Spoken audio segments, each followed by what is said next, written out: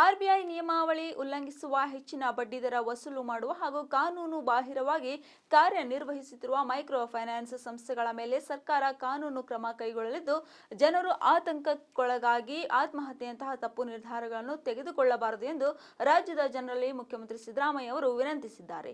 ಶುಕ್ರವಾರ ಮೈಸೂರು ಹೆಲಿಪ್ಯಾಡ್ನಲ್ಲಿ ಮಾಧ್ಯಮದವರೊಂದಿಗೆ ಮಾತನಾಡಿದ ಅವರು, ಮೈಕ್ರೋ ಫೈನಾನ್ಸ್ನಿಂದ ಜನ ಪರದಾಡುತ್ತಿದ್ದಾರೆ ಹಾಗೂ ಬಿಜೆಪಿಯವರು ರಾಜ್ಯದಲ್ಲಿ ಗೂಂಡಾ ರಾಜ್ಯವಿದೆ ಎಂಬ ಆರೋಪಕ್ಕೆ ಪ್ರತಿಕ್ರಿಯೆ ನೀಡಿ, ಜನರು ಸಾಲ ಲಭ್ಯವಾಗುವ ಕಡೆ ಸಾಲ ಪಡೆಯುತ್ತಿದ್ದಾರೆ. ಖಾಸಗಿ ಹಣಕಾಸು ಸಂಸ್ಥೆ ಲೇವಾದೇವಿಗಾರರು ನೀಡುವ ಸಾಲದ ಮೇಲೆ ಹೆಚ್ಚಿನ ಬಡ್ಡಿ ದರವನ್ನು ಹಾಕುವುದಲ್ಲದೆ ಗೂಂಡಾಗಳ ಮೂಲಕ ಜನರನ್ನು ಹೆದರಿಸಿ ಅಮಾನವೀಯ ರೀತಿಯಲ್ಲಿ ಸಾಲ ವಸೂಲಾತಿಗೆ ತೊಡಗಿದ್ದಾರೆ.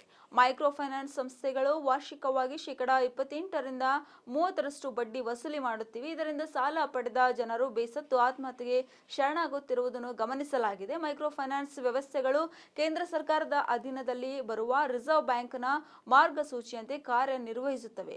ಅದರಿಂದ ಮೈಕ್ರೋ ಫೈನಾನ್ಸ್ನ ನಿಯಂತ್ರಣಕ್ಕೆ ಸಂಬಂಧಿಸಿದಂತೆ ಸರ್ಕಾರ ಸದ್ಯದಲ್ಲಿಯೇ ಸುಗ್ರೀವಾಜ್ಞೆಯನ್ನು ಹೊರಡಿಸಲಿದ್ದು, ಕಿರುಕುಳ ನೀಡುತ್ತಿರುವ ಸಂಸ್ಥೆಗಳ ವಿರುದ್ಧ ಕಠಿಣ ಕ್ರಮ ಕೈಗೊಳ್ಳಲಿದೆ ಎಂದು ಹೇಳಿದರು.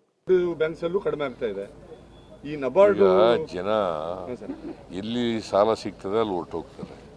ಹಾಗಂತೇಳಿ ಫೈನಾನ್ಸ್ ಇನ್ಸ್ಟಿಟ್ಯೂಷನ್ನವರು, ಮೈಕ್ರೋ ಫೈನಾನ್ಸ್ ಇರ್ಬೋದು, ಮನಿ ಲೆಂಡಿಂಗು ಮಾಡೋ ಇನ್ಸ್ಟಿಟ್ಯೂಷನ್ಗಳಿರ್ಬೋದು, ಬೇರೆ ಯಾವುದೇ ಇನ್ಸ್ಟಿಟ್ಯೂಷನ್ ಅಥವಾ ರಿಜಿಸ್ಟರ್ಡ್ ಅನ್ರಿಜಿಸ್ಟರ್ಡ್ ಇರ್ತವೆ, ಅವು ಯಾವೇ ಆಗಲಿ ಕೂಡ ಎಕ್ಸಾರ್ಬಿಟೆಂಟಾಗಿ ಬಡ್ಡಿ ಹಾಕ್ಬಿಡ್ತಾರೆ. ಸೊ ವಸೂಲಿ ಮಾಡುವಾಗ ಕೊಯರ್ಸಿವ್ ಮೆಥಡನ್ನು ಅಡಾಪ್ಟ್ ಮಾಡ್ತಾರೆ. ಆಮೇಲೆ ಔಟ್ಸೋರ್ಸಿಂಗ್ ಮೂಲಕ ವಸೂಲಿಗೆ ಗೂಂಡಾಗಳನ್ನ, ರೌಡಿಗಳನ್ನು ಬಳಸೋದು, ಅವ್ರು ಹೋಗಿ ಎದುರಿಸೋದು, ಮಾಡೋದು, ಇವೆಲ್ಲ ಮಾಡೋದು. ಬಿಜೆಪಿ ಬಂದ ಮೇಲೆ ಪ್ರಾರಂಭ ಆಗ್ಬಿಟ್ಟಿದೆ. ಇದು ಗೂಂಡಾ ರಾಜ್ಯ ತಗೊಂಡ್ಬಂದಿದ್ದಾರೆ, 6ನೇ ಭಾಗ್ಯ ಮುಖ್ಯಮಂತ್ರಿಗಳು ಅಂತ ಅಂದ್ಬಿಟ್ಟು ಬಿಜೆಪಿ ಅವ್ರದ್ದು ಒಂದು ಅಪಾದನೆ ಸರ್. ಆಯ್ತಪ್ಪ, RBI ಯಾರ ಕೈನಲ್ಲಿ ಇರೋದು? ರಿಸರ್ವ್ ಬ್ಯಾಂಕ್ ಆಫ್ ಇಂಡಿಯಾ ಯಾರ ಕೈನಲ್ಲಿರೋದು? ಮೈಕ್ರೋ ಫೈನಾನ್ಸ್ಗಳೆಲ್ಲ ಯಾವ ನಿಯಮದ ಅಡಿನಲ್ಲಿ ಮಾಡೋದು, ಕೆಲಸ ಮಾಡೋದು? RBI ನಿಯಮದಲ್ಲಿ. ಮತ್ತು ಅದಕ್ಕೇನಂತ ಹೇಳ್ತಾರೆ? ಅಲ್ಲ, ನೀವು ಕಠಿಣ ಕ್ರಮದ ಮಾತಾಡಿದ ಮೇಲೂ ಕೂಡ ಇನ್ನೂ ಭಾಳಷ್ಟು ಕಡೆ ಕಿರುಕುಳ ಕಂಟಿನ್ಯೂ ಆಗಿದೆ. ಇಲ್ಲ, ಈಗ ಕಿರುಕುಳ ಈಗ ನಾವು ಇನ್ನೂ ಆರ್ಡಿನೆನ್ಸು ಹೊರಡಿಸಿಲ್ಲ. ಆರ್ಡಿನೆನ್ಸ್ ಹೊರಡಿಸಿದ ಮೇಲೆ ವಿಲ್ ಟೇಕ್ ಸ್ಟಿಂಜೆಂಟ್ ಆಕ್ಷನ್ಸ್. ನಿಮ್ಮ ಕಾಲದಲ್ಲಿ ಸರ್ ರೈತರ ಆತ್ಮಹತ್ಯೆ ಕಡಿಮೆ ಆಗಿದೆ. ರೈತರ ಆತ್ಮಹತ್ಯೆ ರಾಜ್ಯದಲ್ಲಿ ಕಡಿಮೆ ಆಗಿದೆ. ಬಟ್ ಈ ತರದ ಒಂದು ಆತ್ಮಹತ್ಯೆಗಳು ಇತ್ತೀಚೆಗೆ ಕಾಣಿಸ್ತಾ ಇದಾವೆ ಸರ್. ಕೆಲವು ಇತ್ತೀಚೆಗೆ ಮೈಕ್ರೋ ಫೈನಾನ್ಸಸ್ಸು ಮತ್ತು ಅದರ್ ಫೈನಾನ್ಷಿಯಲ್ ಲೆಂಡಿಂಗ್ ಇನ್ಸ್ಟಿಟ್ಯೂಷನ್ಸು ಅವು ತೊಂದರೆ ಕೊಡ್ತಾ ಇದ್ದಾರೆ, ಕಿರುಕುಳ ಕೊಡ್ತಾ ಇದ್ದಾರೆ. ಎಕ್ಸಾರ್ಬಿಟೆಂಟ್ ಆಗಿ ಬಡ್ಡಿ ವಸೂಲು ಮಾಡೋಕ್ಕೆ ಶುರು ಮಾಡ್ತಾರೆ.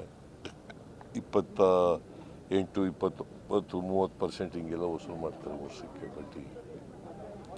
ಸೊ ಹಂಗಾಗಿ ಜನ ಬೇಸತ್ತು ಸಾಲ ತೀರ್ಸೋಕ್ಕಾಗ್ದೇ ಆತ್ಮಹತ್ಯೆಗೆ ಶರಣಾಗಿರ್ತಕ್ಕಂಥ ನಾನು ಎಲ್ಲ ಜನರಲ್ಲಿ ಮನವಿ ಮಾಡ್ತೇನೆ.